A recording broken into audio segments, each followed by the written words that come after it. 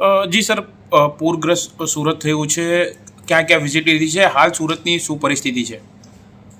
આજે સવારે વરા છરોડ ઝોન એ, ઝોન બી અને લિંબાયત આ 3 ઝોનમાં જ્યાં જ્યાં વોટર લોગિંગ થયા છે, જે સોસાયટીમાં પાણી ઉતરી ગયા છે ત્યાં સફાઈની કામગીરી, દવા છંટકાવની કામગીરી સૂચના આપવામાં આવી છે. સીમાડા ખાડી પાસે વાલમનગર, સિદ્ધાર્થનગર 3-4 સોસાયટીમાં હજી પણ 2 થી 3 ફૂટ પાણી છે.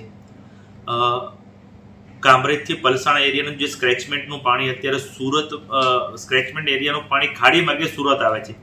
સીમાડા ખાડી પેરેલલ જઈ રહી છે. એના હિસાબે જે સીમાડા ખાડીની ફરતે 3-4 સોસાયટી છે તેમાં અત્યારે પાણી 3 થી 4 ફૂટ હજી છે.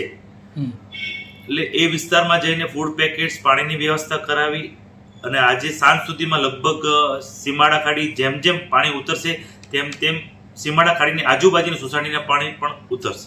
સાહેબ, આ સિવાયના જે વિસ્તારો હોય સણિયા હેમાત કે પર્વત ગામ, સણિયા હેમાતમાં પણ 10 ફૂટ જેટલું અત્યારે પાણી છે.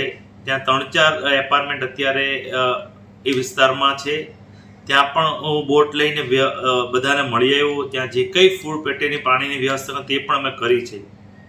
અત્યારે સુરતનો વરસાદ બંધ છે, પણ ઉપરવાસનો જે વરસાદ છે એ પલસાણા અને કડોદરાની વચ્ચે જે ગામડાઓ છે તેનું ખાડી માર્ગે બધું જ પાણી સુરતની ખાડી સુરતમાં આવતું હોય છે. એના હિસાબે અત્યારે ખાડી પેરેલલ જઈ રહી છે. એના હિસાબે જે સીમાડા ખાડી અને મીઠી ખાડીના આજુબાજુની સોસાયટીમાં અત્યારે પાણી ભરાયા છે.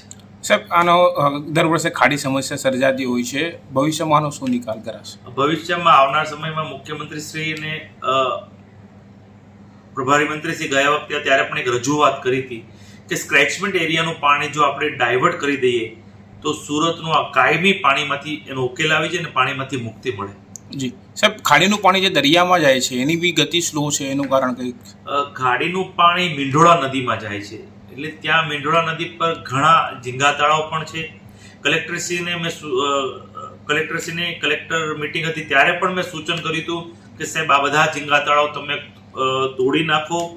જ્યાં પાણીનું મુખ નાનું છે ત્યાં ડ્રેજિંગ કરી નાખો તો સુરતમાં જે ખાડી માર્ગે પાણી આવે છે તો તેની વહન શક્તિ વધી શકે. સાહેબ, હાલ કેટલી ટીમો યથાવત છે અને કઈ રીતની કામગીરી? અત્યારે સુરતના જે 3 ઝોનમાં પ્રભાવિત છે ત્યાં તમામ 24 અવર્સ નોડલ ઓફિસર મૂકી દીધા છે. જેમ જેમ પાણી ઉતરશે ત્યાં બેલદારોને મૂકીને સફાઈ થઈ રહ્યા છે, દવાનો છંટકાવ થઈ રહ્યો છે.